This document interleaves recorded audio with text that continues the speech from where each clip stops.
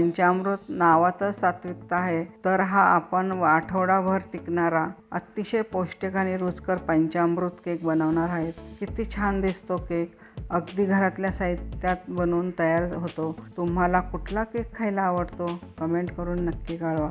नमस्ते, कल्पना रेसिपीच्या आपल्या या नवीन स्वयंपाकघरामध्ये सर्वांचं स्वागत आणि मनापासून शुभेच्छा। माझ्या सुनेच्या सहकार्यामुळे आणि पाठिंब्यामुळे मी आज वयाच्या 65व्या वर्षी हे चॅनल सुरू करत आहे। या चॅनलला सबस्क्राईब करा आणि तुमचं प्रेम आणि तुमचा आशीर्वाद सदैव असाच राहू द्या। आज आपण बनवतोय पंचामृताचा केक। त्याच्यासाठी 5 पदार्थ लागणार आहे। त्यासाठी मी अर्धा कप दूध घेतले, अर्धा कप दही टाकले, आता हे पाव कप मध आहे, ही पाव कप साखर घेतली आहे, पाव कप तूप। पंचामृतामध्ये जर हे 5 पदार्थ टाकले तर आपलं पंचामृत तयार होतं। तर आपण पंचामृतासाठी हे सगळे एकत्र मिश्रण ढवळून घेऊ। हे सारखं एकसारखं झालं।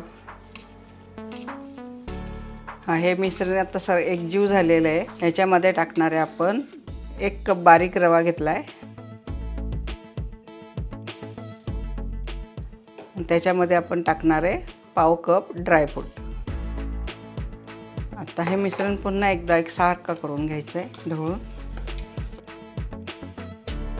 हे मिश्रण आता तुम्हाला जरी सैल वाटलं असेल तर अर्धा तास मुरल्यानंतर ठेवल्यानंतर हा रवा फुगतो। त्याला अर्धा तास आपण मुरायला ठेवूया। रवा आपण अर्धा तास भिजत ठेवला होता केकचा, तो छान मुरला आहे आणि चांगला फुगून वर आलेला आहे। त्याच्यामध्ये आपण घालतो 1 चमचा बेकिंग पावडर, अर्धा चमचा खायचा सोडा, थोडीशी वेलची पावडर। आता आपण हे सगळं मिक्स करून घेणार आहे। ढोकळा असो केक असो, हे जर जाळीदार होण्यासाठी गोल नाही, एकच राऊंड घ्यायचा। तुम्ही कोणताही घ्या, एक साईडनेच फिरवायचा म्हणजे ते छान जाळी फुटते। हा केक आपण आता कुकरमध्ये करणार आहे। तर हे मिश्रण आपण ह्या डब्यामध्ये काढून घेऊ। छान झालंय मिश्रण बघा। आता हे मिश्रण आपण कुकरच्या डब्यामध्ये ठेवलंय। ते एकसारखं असंच करून घ्यायचं प्लेन। आता याच्यावर टाकणार आपण पिस्ता।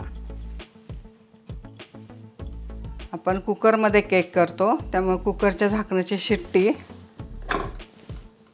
आणि रिंग हे दोन्ही काढून घ्यायचे। आता हा कुकर गरम झालेला आहे, त्याच्यामध्ये एक अशी जाळी ठेवू आपण। तर त्याच्यामध्ये अशी जाळी ठेवणार, जाळीनंतर आपण हे केकचं ते डबा ठेवणार आणि आपण त्याचं झाकण लावून घेणार आहे। आता आपण 30 मिनिटं हा केक बेक करून घेणार आहे।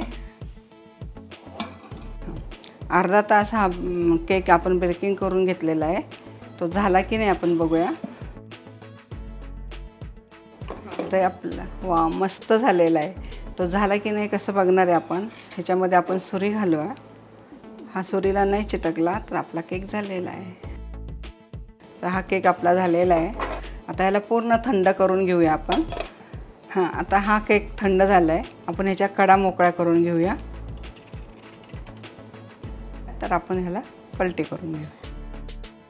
वाव थोडा छान झालेला आहे आपला हा पंचामृताचा केक आहे। रंगही मस्त आलेला आहे।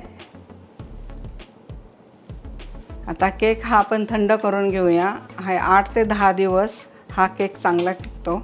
कुठं प्रवासाला जाताना वगैरे असं काहीतरी गोड खाण्यासाठी हा केक खूप छान आहे, किंवा लहान मुले शाळेतून आल्याबरोबर त्यांना द्यायलाही हा केक खूप छान आहे आणि पौष्टिक आहे। सगळं पंचामृताचा केक आहे हा। मैदा ह्याच्यात अजिबात घातलेला नाही, आपण फक्त एक वाटी रव्याचा केलेला आहे। तुम्हाला जर हा केक आवडला असेल तर लाईक, कमेंट आणि सबस्क्राईब करा आणि पुन्हा भेटूया अशा नवीन नवीन पदार्थाबरोबर। संत तुकाराम महाराज म्हणतात, मन करा रे प्रसन्न सर्व सिद्धीचे कारण।